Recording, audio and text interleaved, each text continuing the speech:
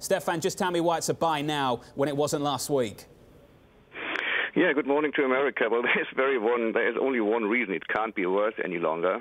And we believe that the new CEO should take his wild card that he definitely has now in his hands to do the things that John Crine said he needs time and patience for immediately, and therefore we think that the bank can be outperform the sector.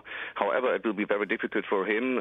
Everything Matt said is somehow right, but he alone does not have enough power to do that. We need more changes, and I am absolutely sure, and I do not agree that there will be no major management changes in the near future. I believe that the bank at the end of this year will not look like at all as it looks like now, including the chairman, Mr. Achleitner, which is, in our point of view, still the main problem, and he has to leave. That's the only chance that the bank comes back on track. Well, let's start with the personnel, Stefan, and then we can work our way through the strategy. Mr. Achleitner has really overseen a botched job replacing John Crine. It has been embarrassing, I'm sure, for the Britain over the last couple of weeks as they've tried to get external candidates reportedly, and reportedly those external candidates have turned them down. What does it say about the leadership from the chairman over the last few weeks, Stefan?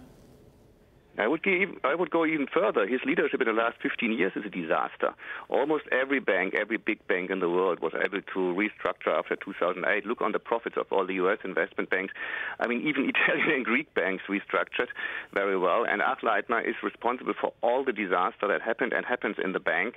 The whole way they treated Mr. John Crine, who may be the best CEO the bank had this century, that's not how you deal with somebody who said and has the ability to restructure such a bank. Achleitner, and I'm sorry to say that, is kind of the German Trump. He is unguided. You never know what he's doing next, and it looks like everybody he meets, he tries to do a favor. Last week, he just replaced a couple of Germans from the supervisory board and implemented investment bankers.